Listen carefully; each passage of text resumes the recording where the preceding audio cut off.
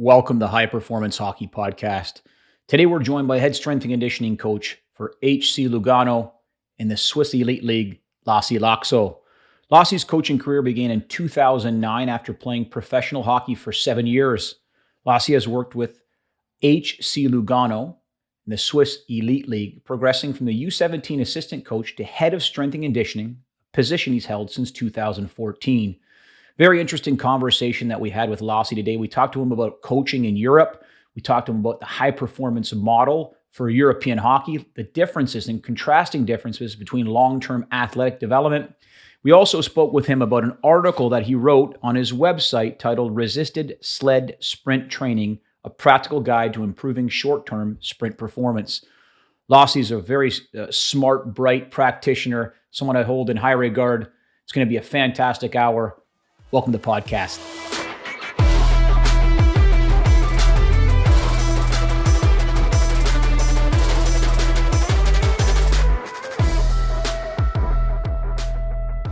Welcome to the podcast, Lassi. Thanks so much for joining us. Thank you, Ant. It's a pleasure to be here with you. You know, the first time I ever had the opportunity to meet you, or speak with you rather, literally was probably a year and a half ago at the start of COVID. Remember when we put that physical preparation for our ice hockey Zoom chat, and we had several people. It ended up growing to almost over 100 participants. And I vividly remember you, Lassi, and one of the things that always stuck out to me was your critical thinking, specifically your ability to ask great questions. And it's as ever since that time, I've followed your work, and I have a great respect for what you do. So I'm very grateful that you're going to be on the podcast today, and it's going to be an awesome learning hour for our listeners. I want to start by asking you your current appointment. You are in the Swiss National League, so the highest league in Switzerland for hockey, and you're currently the head of strength and conditioning for HC Lugano. What does a typical day look like for you during the season? And then maybe contrast that away. So when the season ends, what would it look like for you in the off season? Yeah. So really, my role as a head of SNC in Lugano is year round. So it's maybe a bit different from some roles in other countries. So really, I in season, most of my duties are around the first team. So that means in the morning I'll be in the gym with the first team with the injured players. We might have a prospect group, which are 5 or 6 of our best under 20 players. Okay. Do some extra gym sessions with me in the morning, and that basically takes at least half of my day. The gym part in season.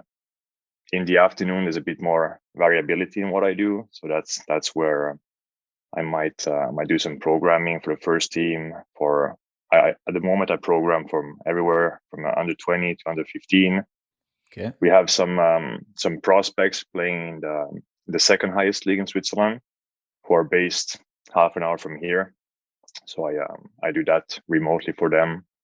In the afternoons, and I also spend time, reviewing our monitoring, the sports science things we do. We do in the morning in Lugano. I might meet with academy coaches, review the programs we're doing with their teams, with their injured players, or with our skills coach.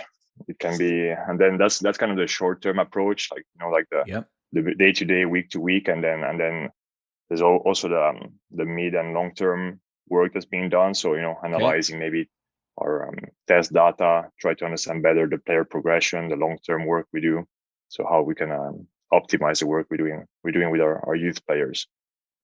And then so in season. Sorry, then in the evenings. So I'm at every home game with the team. I don't travel with the team to away games in the regular season. Switzerland being a small country, it's really one-day trips. So there wouldn't be that much for me to do. Yeah. So obviously we're playing a typical week will be a Tuesday, Friday, Saturday games. And the Friday, Saturday is always one home, one away. Okay. So those are the days that then I get to stay home and do more office work during the regular season. Then during playoffs, I will then travel. Like I'll be with the team for home and away. That's, I would say, a summary of in season typical duties. And Sure. then in the off season, we have quite a large group of players training in Lugano. We might integrate also, some prospects, some under 20 players with the professional roster. And there the group can go anywhere between 12 and 22 players, depending on the time of summer. We obviously have guys playing in the World Championships typically, so those players join us later. The imports typically spend the summer in their native countries, and during that time we would usually train something like 8 times per week, Okay. with the weekends off. So then I get more field work, time in the gym, Yeah. Yeah. time of just basically training session time in the off season with our players. And then I'm gonna use the time I have to jump in also under 20 in the sessions, with under 20, 17, 15 to help with the technical work we do with them, or just basic coaching in the gym.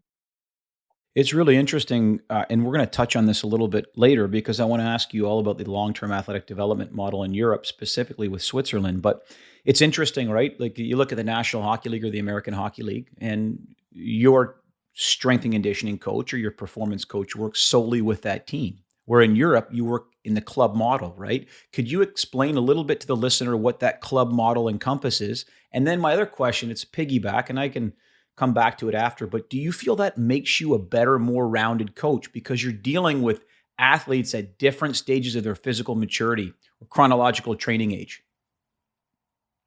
Yeah, so like you said, we really work as a club. So HC Lugano, for example, has the whole pathway from hockey school to the professional team. Wow. So I'm not sure the exact numbers. I think we're talking 350 to 400 kids playing throughout the pathway. Okay. So we get to develop them from the start. In one way, it's a great opportunity, and it's a great responsibility also, because you can't count on other people to do things right. You need to Sure. make sure you're not forgetting some basic things, or you're just doing the work that you need to do to get those players to the top level. Sure. So really, the club works as a whole. The first team is obviously a bit more linked to the under 20 team, and then working a bit more independently Okay. as far as the daily operations. But then we have coaches like myself, our skills coach, who will spend time with both professional players and youth players. There's a high level of collaboration between the youth section and the pro team. So it's definitely we get to have an impact on everything that happens in the development of the player at any age, basically. That's extremely interesting. Obviously, numbers play a role in it as well. Obviously, the U.S. is a lot larger than Switzerland and Finland.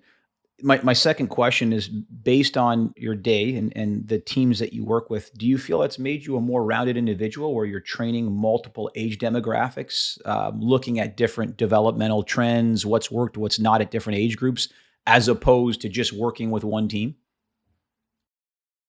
Yeah, I believe so. I think it's for sure it's a rich environment for a club to be involved with different stages of the development. And Yes. you definitely have you need to have the understanding of where the end goal is, Yep. and you need to then respect the different stages, and have an understanding of not everything needs to look like the professional setup. There's other Yes. ways to make sure we get there, maybe in a better way than just replicating what's happening on top. So you need to really adapt, yeah, your mindset, the way you do the work with the players. Obviously, relationships are very different when you're talking with teenagers or Yep. professional players. So I started in Lugano 13 years ago, and my first 3 years we were as an assistant coach of the under 17 team.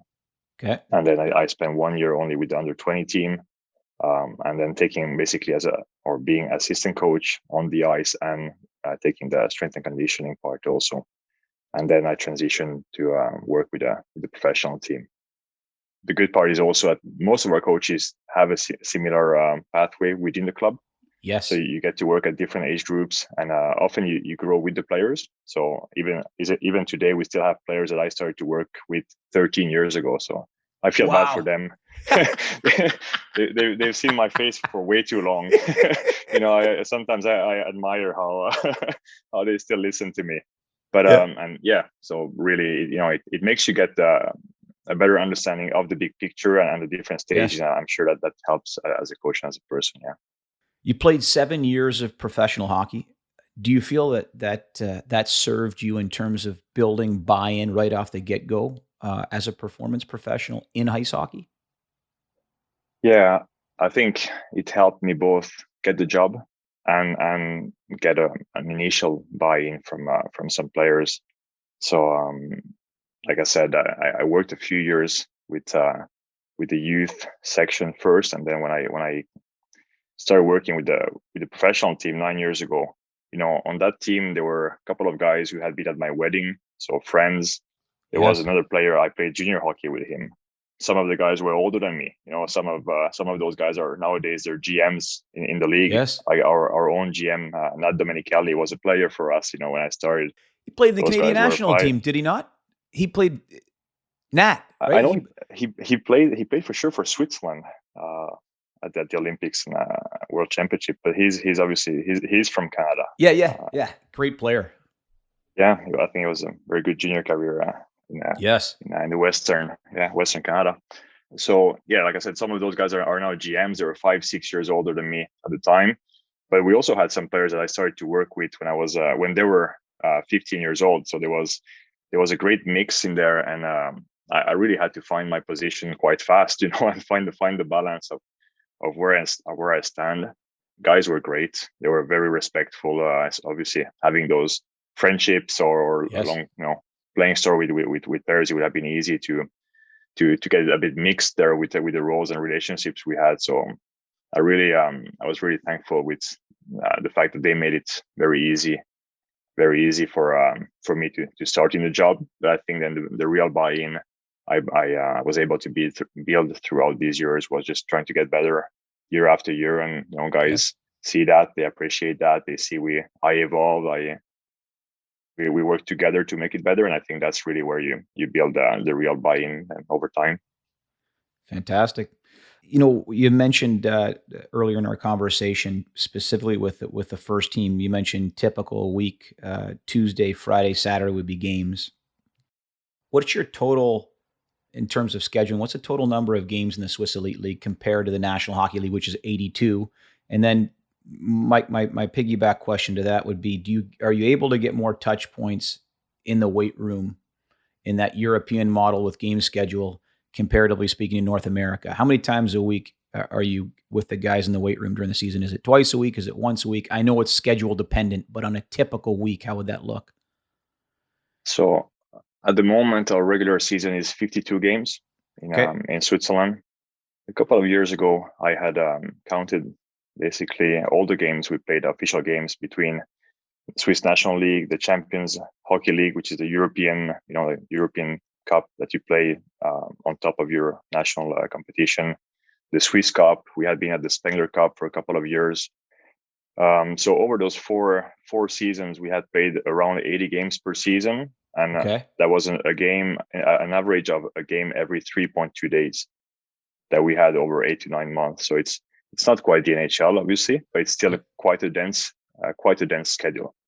This means with the first team, I'm very lucky here in Lugano in a way that I've had very good coaches and good people to work with, and with it's a lot of collaboration, trying to find a way of what works. But guys will come to the gym every practice day. It's I get easily half an hour, 40 minutes if needed Yep. of gym time, and then if needed we can have also a lift after the ice, when it fits the schedule. So I think there it's you get definitely 2-3 quality 40 minutes over a week in the gym. Got it. I'm a big fan of collaborating with the players and giving them autonomy. Yes. There's obviously different situations within a roster that you need to account for. So there's a time you have to start your gym session, but we Yep. don't go through together, exercise by exercise, our rhythm. I leave more freedom in the way that guys go through the program. I just make sure that there is there is some things that are part of the program, and those are not optional. And then there is time for all the individual parts or things that guys are, their own Yeah. routines. I think that's usually quite appreciated by the players. And then as far as strength and power work, I really like the approach of microdosing. So basically, you get some training done.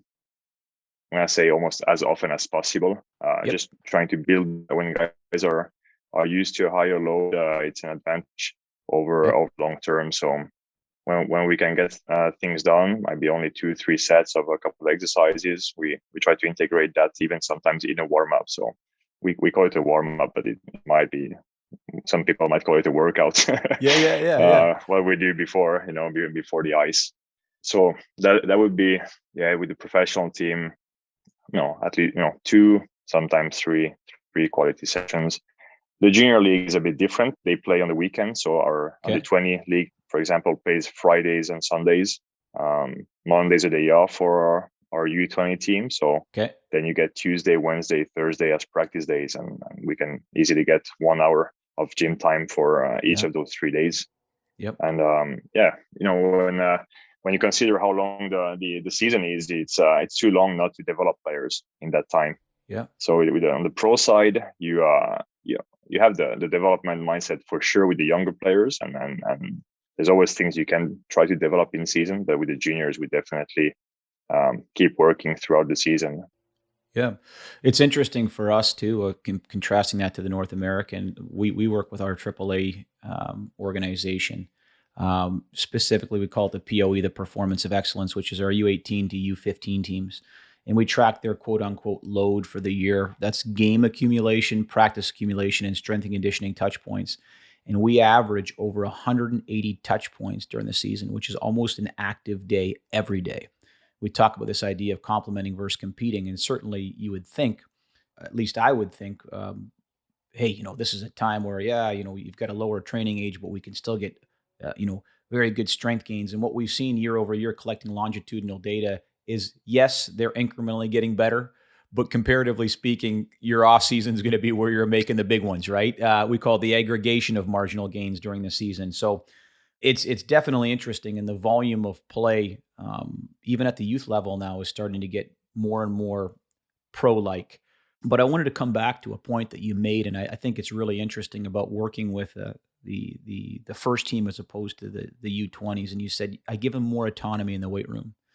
I don't know, as I've aged, I don't know if how you are, Lassi, I've as I've gotten older, specifically with older players, I think coaching is a lot like parenting. That you're at an older age, you want more cooperative approach as opposed to a younger age where it's more directive, right? Hey, you've got to build that buy-in. We're going to cooperate to get to the end goal.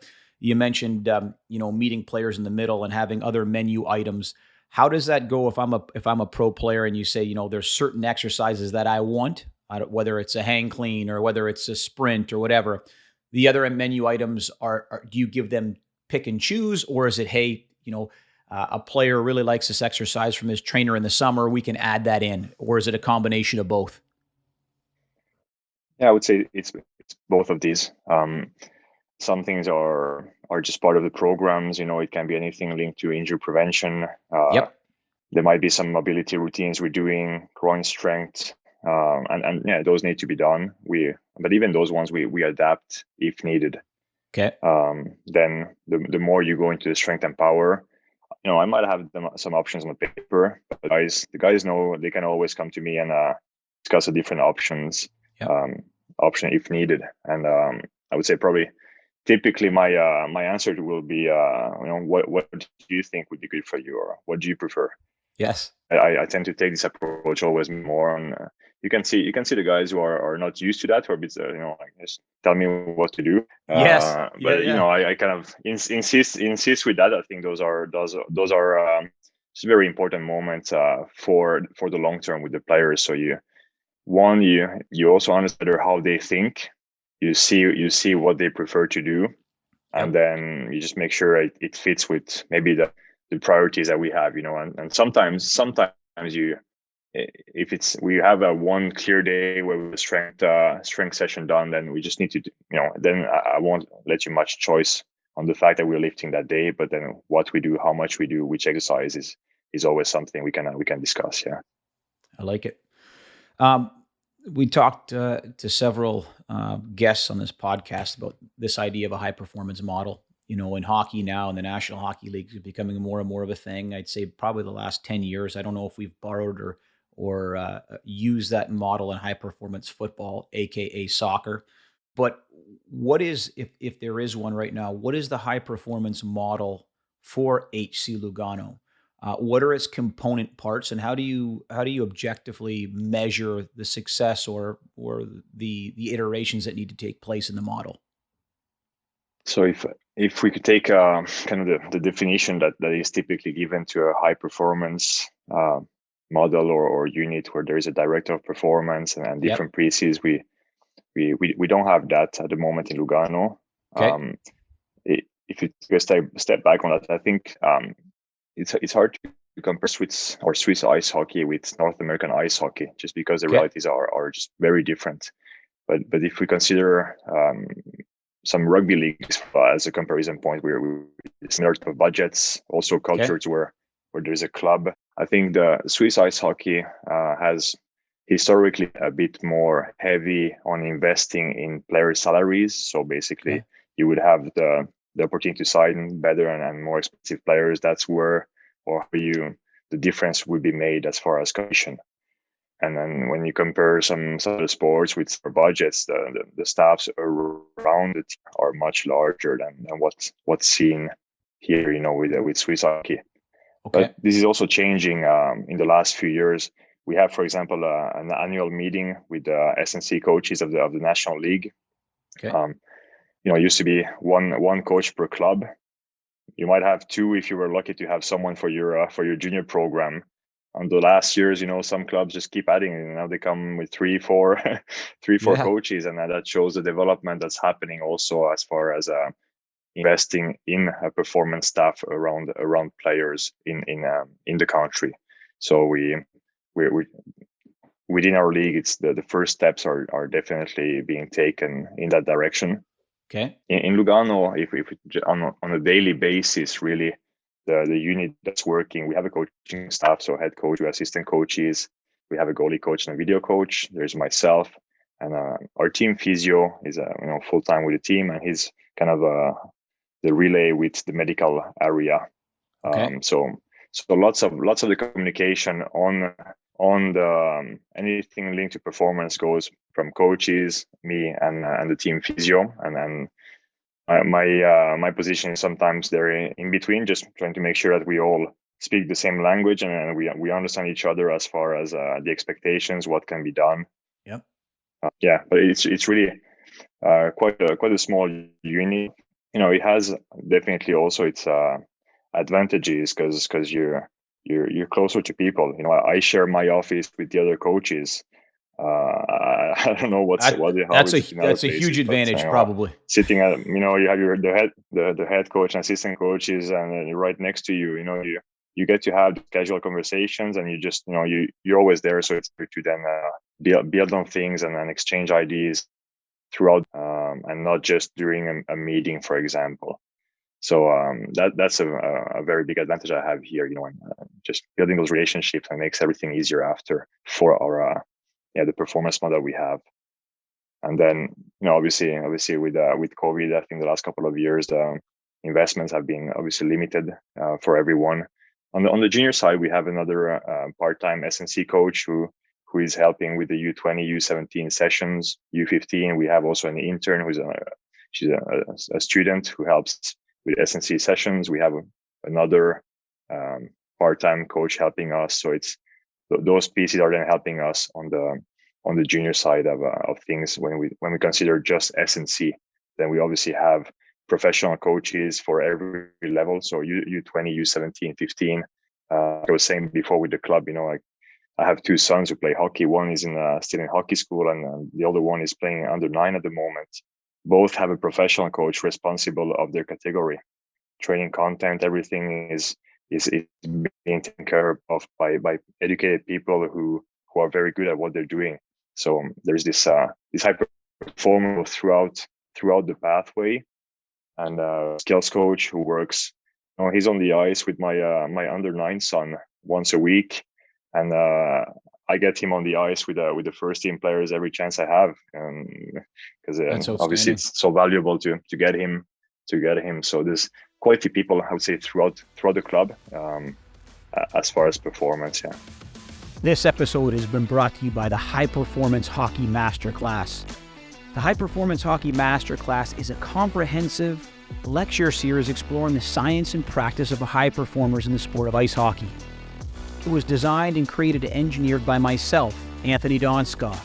It is an 8-part lecture series that includes metric fixation, the tyranny of metrics, reading research, what matters, going back to get my PhD as a 40-year-old, how do you target your readings in terms of digesting, accumulating, and reading your research, biomechanical considerations for ice hockey, the adductor magnus, how we program hip health during the off-season and in-season, the Gain, Go, Grow model, this idea of a 3-day rollover program for high-performance hockey players, considerations for the in-season, how to manipulate that model for high performers, our communication structure within the confines of Donskoff strength and conditioning, and finally, the fast and frugal tree, considerations for return to play. More information on the High Performance Hockey Masterclass can be found at anthonydonskov.gumroad, GUMROAD.com. Thanks for listening. That's outstanding. I would say, too, I would have to concur and completely agree. There is a distinct advantage of having seats close to key decision makers, aka gatekeepers, aka head coaches, in a performance staff that's probably very contrasted in many ways in North America. To be able to have that dialogue on a daily basis, to listen to the room, to listen to the guys, I think would be a distinct advantage. That's fantastic. In terms of measures of what you find important to measure in terms of the metrics and sports science involved in hockey, what do you feel are your important objective indicators, and why do you feel they're important? Do you mean as far as monitoring in season, or just Yeah. overall testing? Well, you know what? It's a great question. I'd love you to take us through both. Perhaps it's testing, and then perhaps it's monitoring in season as well. Yeah, so testing, I think that's where I have a huge advantage to what's being done in North America. Obviously, I've only worked for one club, but talking with my colleagues, and I think NHL camps when they start. You might have a game on day 3 of the camp. I get to run performance testing over 4 days before they even touch the ice.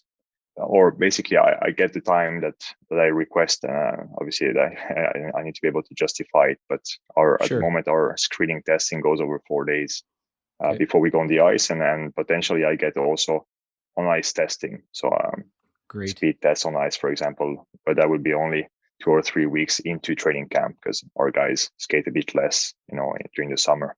The huge advantage I have is we get access to the players from professional to the youth. So we test our U15, we test under 17, under 20 first team. Some of the tests are the exact same. They year after year. When I was talking about in the afternoons, I might spend time analyzing this part. Is we're really trying to understand the long-term pathway that players have, how they develop, what are the key qualities for every age group, what differentiates professional players from the U20 to U17. We've been working on a paper with a colleague on this. We're hoping to clear the ethics and hopefully be able to move forward it soon, just on strength and power qualities from U17 to professional players on and off the ice, and see where the differences are. And that's the base of our programming, because obviously it starts from the game. so sure. If skating speed is important, what are the off ice qualities that make these older players or elite players faster than the younger players, or those who don't make it?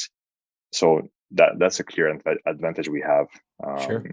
And our testing is quite extensive there, as far as strength and power tests, conditioning tests. if we just go to very basic, I think different vertical jumps, standing long jump. We started doing the isometric mid-thigh pull this year, kind of if you want to call it a safe way to test max strength. Yeah. Not sure if it's ever safe. You're always crossing your fingers as a coach, but it's obviously minimizing the risks. I think in testing you have what correlates to performance on the ice, so these neuromuscular qualities of the lower body, but you also need to have your baseline in case of injuries. So like upper body strength or core strength. I think it's important that you consider these things at the start, because when you need the comparison point after an injury, if you don't have the baseline, you're obviously going a bit more just hoping and not being really comparing where is the player in his return to play, for example. So quite an extensive testing at the start of the preseason, and then in season we do our weekly monitoring is really a vertical jump. Okay. So 3 vertical jumps, counter movement jumps on the Monday morning, and a groin squeeze. So we use the force frame. So adduction and abduction. Yep. A couple of reps of each, and those are the neuromuscular qualities that we monitor weekly with the professional players. We know on the youth side it's not so regular. We don't make it on a weekly basis, but that's what we do.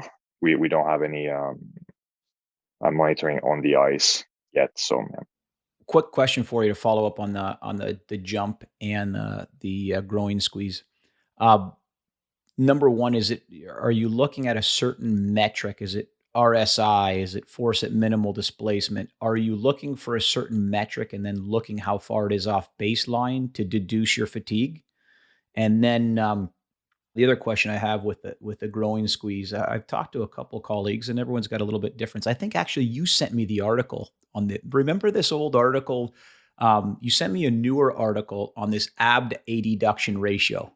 You remember it was a while back. Olivera's, I think. Yes, Olivera. I just reread that article probably about a month and a half ago, and remember, gosh, this was an old probably mid 2000 article that Olivera was responding to or looking at data from, and it talked about this idea of adduction to abduction ratio, and it's got to be that 80% gold standard. Do you see that in your professional players where that is the case, adduction to abduction ratios, or do you see abduction, is it skewed? So I think that paper that they researched basically in the Swiss National League, right? So our players were part of that study. Yes. What was important, just because it gave new baseline of a strength level for professional players. I think they're quite higher than maybe what was seen before in the literature. And that's what we, before that paper came out, that's what we were seeing with our players. We're like, it's hard to compare because we're definitely much higher. And also the ratio, I think when we're talking 0.8 adduction versus abduction, it's probably quite low for what we see. Generally, we see that adduction is stronger than abduction. Yes. When it is not, there's often issues with adductors or groin. The ratio is not the only thing. You need a minimal strength level. So per kilo of body weight. Those are I would say long-term indicators. So obviously, if I have a player as weak adductors, I'm not going to change that in 10 days. So it's not my monitoring red flag won't come from that. That will be more like our training approach, what we need to do over the next season, for example, and get him stronger. Okay. As far as the weekly monitoring we do, it's probably we don't have yet deep statistical analysis on this, but probably the short-term change in asymmetry and strength level are definitely the indicators that we see as orange and red flags. Prior to injuries. We also take a 0 to 10 pain rating when we do our groin squeeze. So, these are for us very, very short moments with the players, but we're able to get a feedback from them. So on the Monday morning, our massage therapist does the groin squeeze. I'm doing the vertical jumps. In half an hour, we have a much better image of where we are as far as these components. Then how you act on them, it's always a big question. How Yeah. confident are we in the data? What was the game situation? Are we playing an important game or are we not? What does a player report? So obviously, when we have a doubt, we also take the subjective part of the player into account. Obviously, Big like a time. player Yeah. feels 100% confident. I don't know that, like, don't pull me away from practice. Like, I'm good to go. I'm not gonna go to the coach and say he's not practicing. Yep. But yeah, these are all elements that help us have a better understanding of where we move as far as both injury prevention and just our neuromuscular readiness. Really like the idea too. I think short, sweet, like my hairline is always good. And I'm not being funny, but I mean, we just talked to several National Hockey League players, and this idea of, can you give me good narrative on a test? And can it not be like every single week? It's like, I've got to do this, this, and this. And guess what? If I can jump 3 times on a plate and squeeze a bar and I'm out of here and I can get good narrative, that's a win-win situation for the performance staff and the athlete, right? I want to pivot. You are very passionate about it. You have 2 sons playing hockey right now, and I wanted to talk about this contrast in models, right? It seems as though the past 15 years, at least in North America, we've been inundated with long-term athletic development. Istvan Ballier, long-term periods of biological adaptation based on, open windows of readiness. I pulled up some information in preparation for our chat, and it was, I think, several articles written approximately 4 or 5 years ago in The Athletic, which is a big conglomerate sports writing, almost like newspaper, but it's on the internet for in the United States and North America. And they talked. There's several articles called "From Grassroots to Gold," and they outline developmental systems in different countries and compared that to North America. I want to ask you about the development, long-term athletic development in Switzerland, but before, I want to go over a couple of the notes that I took. In Finland, okay, no position-specific play until the age of 10. They have a club model. We talked about this idea earlier, as opposed to no club model, which would be in the United States, where you could get services anywhere and everywhere outside the club. They talked about this idea. I love this in Finland, that all our practices have been designed so that our players are passive chess pawns, that we move from one place to another. And that's a big challenge we have in our coaching culture, that we would recognize that we are not just puppet masters who are pulling strings. We must force our players to think more for themselves and to question us. This is from Tommy Naimala, probably not mispronouncing that name. Contrast that with Sweden. At the time of the article, 10% of the National Hockey League players were from Sweden. Under the age of 13, there are no standings, no individual stats. Score is kept, but at the end of the game, there's no records of wins or losses. There's regional managers, 11 districts. Instructors are full-time employees. They visit youth clubs once or twice a year. There's over 350 clubs in Switzerland. And they have different concepts and different voices than the actual head skill coaches. So they complement the skill coaches, but just a different way of doing things. They also have a national team hot stove that meets 4 to 5 times a year, where all the young coaches or younger coached age groups are having hot stoves with the elite head coaches or the first team coaches. Again, this is a club model. I think it's very interesting because obviously there's reasons that perhaps this can't take place in North America. One of those being a lot of numbers, right? A lot of working pieces. These are smaller countries. Curious as to the current model, the Swiss long-term athletic development model. What are its strengths and what are its weaknesses? Yeah, maybe just two points on what you just said. I think Tommy Niemela is working in Lahti Pelicans, and their assistant coach used to work for us, Jussi Silander, and the skills coach in Lahti was our skills coach for a few years, Tuomo Kärki, 2 great coaches. Yes, and definitely, I recognize a lot of how they build practices from the quote you just said. Yes, you build it from the game, and you build skills linked to the game, and you make people. You make players think. You let them learn to be creative and be smart on the ice, responsible, definitely. But yeah, those are very high quality coaches working for that club. And you were saying in Sweden they don't keep score. And when I have time, I like to go coach my younger one at the hockey school tournaments we have here. And under 9, they don't keep official score, but tell you, like, the kids always know the score.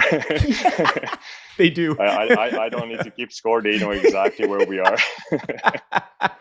The best thing is when, sometimes both teams at the end are convinced they won, and you just let it go, and that's great. But they usually know the score anyway. Yes. That's fine, obviously. Yeah, but we don't put the focus on that in our coaching, obviously. I think compared to Sweden and Finland, I have to say I'm not an expert on the full pathway in Switzerland, because I haven't worked so much with the younger categories, and I'm not in this role in the club. But obviously I've been here for a while, and I think that the Swiss model is a bit more club driven than how big of a role the federation has in Finland and Switzerland. That said, the federation is trying to do very good things in Switzerland as well. So, like, first of all, clubs receive financial support from the Hockey Federation, and they have a quality label. So basically, if you fulfill criteria of having professional coaches for your age groups, having a full-time goalie coach, having a skills coach, the level of education of these coaches, having a strength and conditioning coach for your different teams, all these things, how much practice time do players get at every level? These are all points, and points then are linked to the financial support you get from the federation. So they encourage to build the quality systems in clubs, and those are then rewarded with more support. Yep. I would say maybe the way that we work in clubs is a bit less centralized in Switzerland. My Finnish coach friends were telling me, you go to Finland, you watch a U15 practice anywhere in the country, you know exactly which category this is, you know exactly what they're working, just because how centralized the system, or the ideas and the priorities have been given. Yes. I'm not sure if this happens here. It might as well be. I'm not enough in that. The strength of our country is we are small countries. We need to collaborate. The Swiss Ice Hockey Federation, for example, all our national team players of every age group get tested at least once per year off ice. Quite a big testing day. They share the results with all the clubs. Every player receives his results in comparison to his peers. We get the results, we get the comparison, we get the development over their years.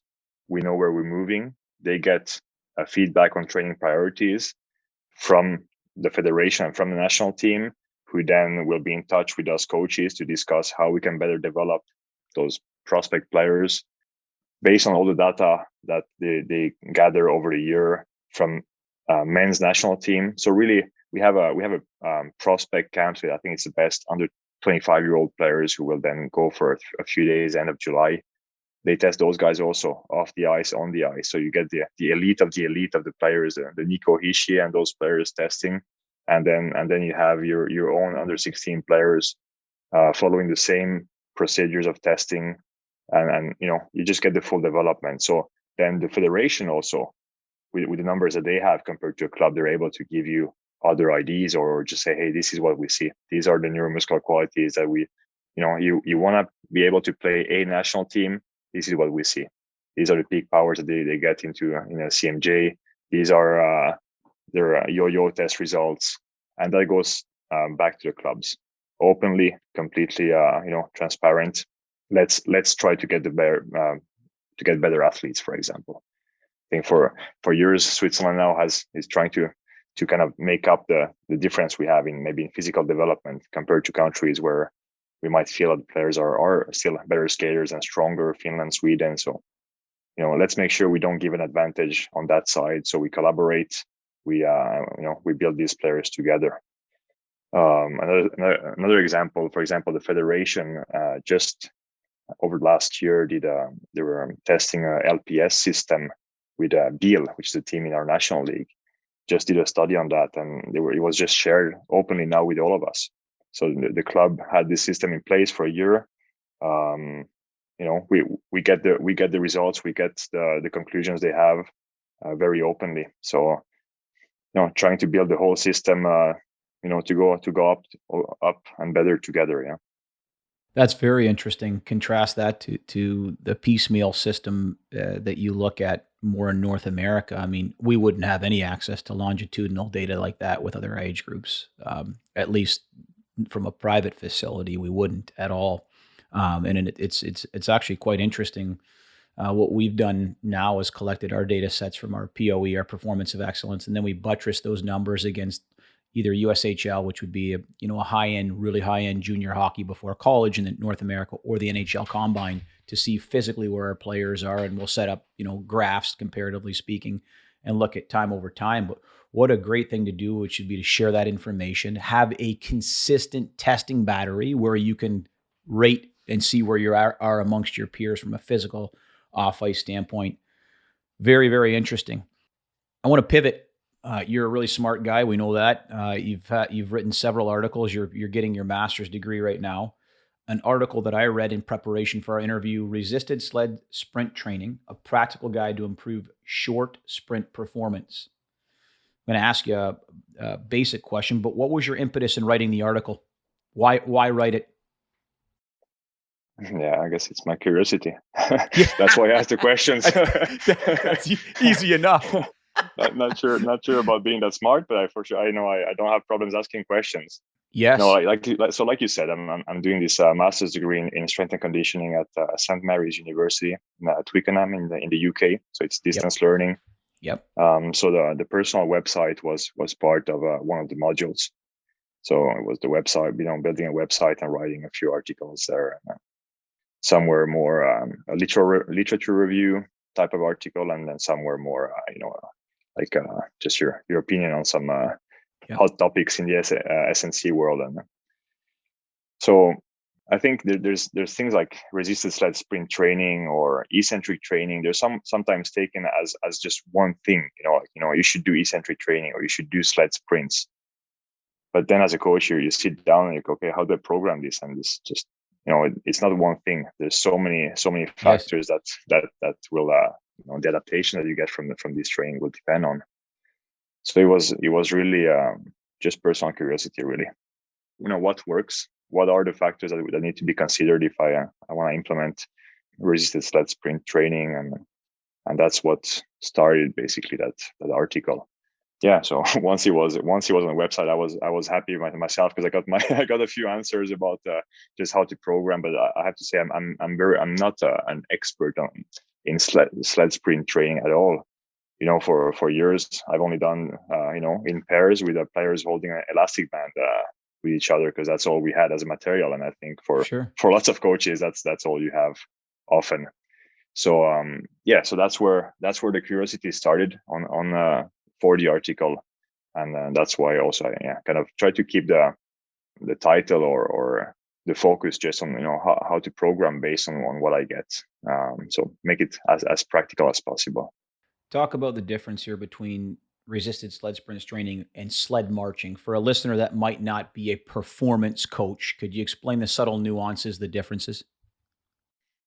Yeah, so I think by sled marching, you mean when you're pushing a sled in front of you. So it's Correct. A sled or a prowler. I'm not sure exactly what's the correct word. In English, you're pushing. So obviously your hands are stuck there, and you're holding it in front of you, and sled towing. The sled is behind you, so it's usually you have a rope and it's attached to a harness that's around your waist or you're at the chest height. Both typically allow you to either do heavier work marching or sprinting. That's the difference.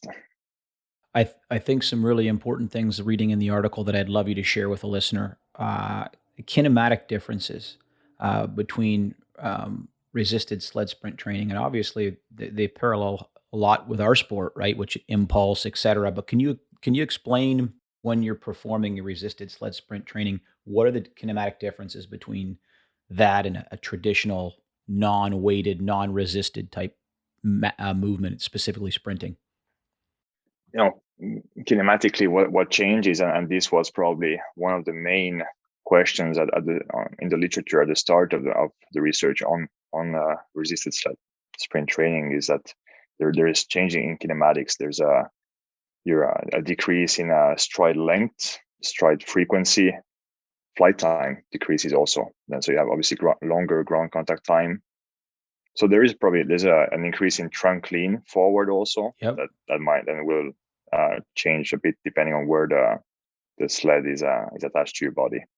And yeah, at the start, the literature really focused on like, or saw these kinematic changes as something potentially negative, right? Like it's changing your sprint form. Maybe we should avoid that. And for years, that was a central part of, okay, that's why it was recommended not to do heavy sled sprints. Really, on my side, obviously, you're training ice hockey players. Maybe you care a bit less about the off ice sprinting form. So that was never too much of an issue for me. Of, okay, change a bit the way they run off the ice. Yeah, well, it's probably not the end of the world. Yeah. So I was always focusing more on the adaptations, how this can help your even your skating sprints. And then more recent research has then focused on heavier resisted sprint training, because we saw there were obviously positive adaptations there happening from these changes, and most importantly, those negative consequences or changes in sprint form were not transferring to your normal sprint once you were done with sled sprints, or potentially even you would get positive changes in forward trunk lean, for example. So actually desirable changes for sprint performance. Yep. That's what you get. And linked to these kinematic changes, obviously longer ground contact time, higher force, you get higher propulsive impulse, higher mean power, mean force with sled sprints, and typically these changes occur only from like when your load is at least 20% of body mass. Okay. So the lighter loads are not providing enough changes to change these kinetic characteristics. A sprint performance is really a result of the magnitude of force production and the effectiveness. So how much force you're producing, and how effective are you in being propulsive in the right direction. Sure. And both these elements are improved through sled sprint training, more with heavier sled sprint training. So I think that's when you take these two elements and how they then impact the final performance, it becomes logical to look at how you can start programming heavier sled sprints for your athletes. I think it's fantastic, specifically with the kinematic differences. I look at the run to glide in hockey, and I look at the fact that you said, like, we're on ice, right? We're on skates. Impulse is a lot different. That trunk segmental angle, which I call that forward lean, I mean, that's a competitive advantage on the ice. Like, these are all elements that we can use in our programs. Certainly nothing's going to take place of the ice. I wouldn't say that and I'm not suggesting you are either, but I wouldn't say you completely take sprinting away from the equation either. But it is an element that we can add in our programs, and there is reasoning behind that. From a kinematic standpoint, it makes perfect sense for me. Joel Jackson wrote an article also, I think it was on the SCAF website, on stair sprinting, and he looked at the impulse in stairs, right? And the angles, the kinematic differences. To me, it makes a lot of sense for an ice hockey player. Applied intervention, could you talk a little bit about, in the article, less than 10% high speed, less than 35 speed strength? How do you program that? For example, if we're dealing in the off season, so you're not doing this in season, how would you program resisted sled sprint training? Is it every microcycle, meaning every week you've got a certain day that you're hitting that quality, or is it progressed? How does it work? So like maybe just about those percentages, I think it's lots of research has defined the load or the intensity of sled sprint training with percentage of body mass. Sure. But obviously the type of ground you're running on, your sled, there's different friction. Those all affect the real resistance. So it's probably better to take into account the velocity decrement. So how much time are you losing compared to an unresisted sprint? And that's those percentages of 10%, 35%, those different zones of target of power are based on velocity decrement. So to obviously, if you want to do that for every athlete, you would need to measure their unresisted sprint time and then find a load that hits the whichever percentage of velocity decrement you want to get to. So I think that's maybe a practical tip for anybody looking to define resistance in sled sprints. I would start with that. Yeah. Got it. In the off season, we do sled sprints on field days. So like I said before, I'm here the whole summer with the guys. We train in the gym, we train outside. So days that we have a sprint focus, those are the days that we will be at the stadium and using also resisted sprints. Got it. Typically, that would happen once per week, more early in the week. So that would be in our program typically on Tuesdays. You do your unresisted sprint first, and then you do resisted sprints, or sometimes you combine both. And that would then happen before we go to do some field games, play whatever games we're playing, or doing some agility work. Okay. So that's where it fits in the off season. In season, it's a bit more limited just for the logistics of the space and the material that we have. But that would be typically on game day -1, the day we having some, maybe some cleans or some loaded jumps. We're gonna have 3 or 4 15-meter sprints in the garage with the sled, and that's where it would fit. Yeah. Got it. I like it. Master of Science. You're currently pursuing that right now. We touched on it very briefly earlier in our interview, but could you talk to the listener about what it is you're passionately curious about and the data that you've collected thus far?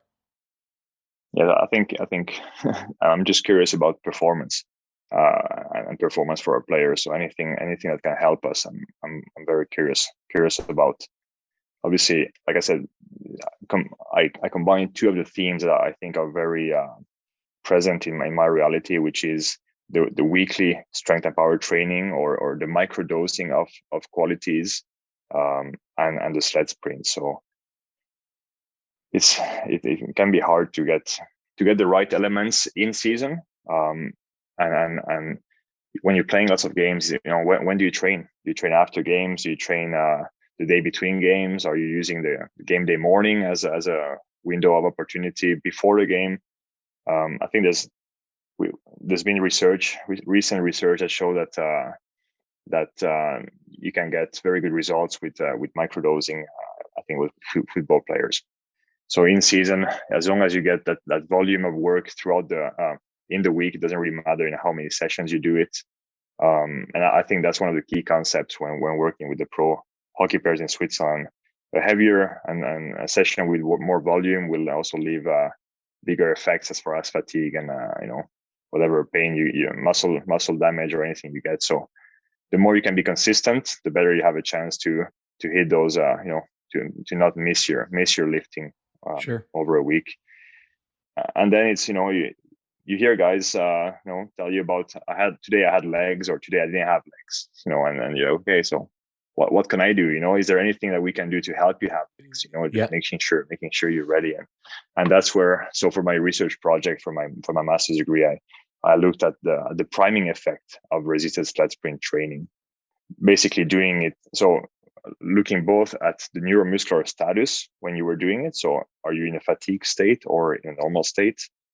And the timing of the intervention. So are you doing it 1 hour before or 24 hours before?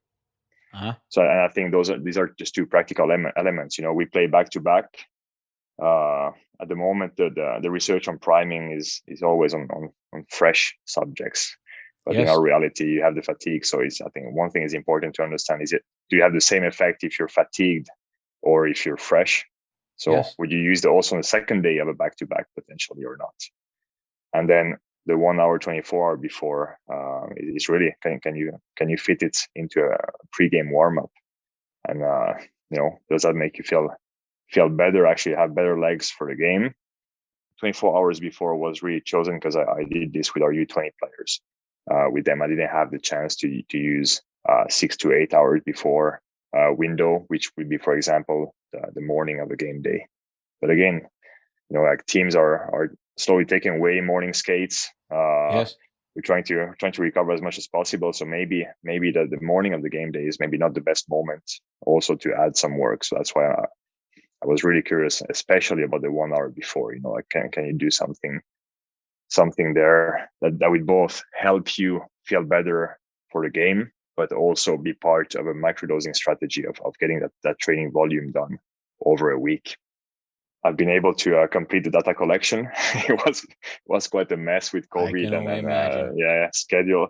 it was perfect. U20 calendar was perfect from start of January for next 5 weeks. They would only play Friday, Sunday, where there was no Wednesday game. First, I get the baseline testing done. First day of intervention, team goes into a team quarantine. There's like 6 positive guys with COVID. Okay, so here we go. I guess this year, the unexpected had to be expected. So it was fine. The players were great. The coach of our U20 team was just fantastic in just giving me those moments of doing those off ice interventions. But the thing is, we were testing a 30-meter sprint on ice every time we we're doing this. So Sure. He had to give me basically 15 to 20 minutes of ice time at the start of practices. And this happened 5, 6 times, I think, now over 2 months. So, coaches are, they need to get stuff done with their team. And so that was very, very helpful in order to get the study done. Yeah, I've collected everything. I haven't started analyzing it yet. So, but the second thing also, as far as priming, there's been a hormonal effects that have been shown, neuromuscular effect, but also just perceived effects of priming. So guys feel better, although the actual performance is not better. So we were measuring both the sprint performance on ice, but we're also taking a perceived performance rating. So guys were giving us their subjective feeling, both for the fatigue before the intervention, but also how their sprinting felt. Just was it any better or worse than a normal performance would be? So trying to get both the objective and subjective components there. What a valuable tool too, and I love the applicability in the application. We'll be very interested. I'm sure. I'm excited to tell you that I'll be very interested to read the results in your paper. I want to thank you, my friend, for coming on today. You are, like I said, one of the brighter people I've ever had the opportunity to speak with, passionately curious, and I know that the profession is in a better place with you being a performance professional in high performance hockey. So our guest today has been Lassi Laakso. Lassi, thanks so much for joining us, my friend. Thank you, Ant. That was my pleasure, and congrats on this podcast. It has been fantastic every episode. Thank you.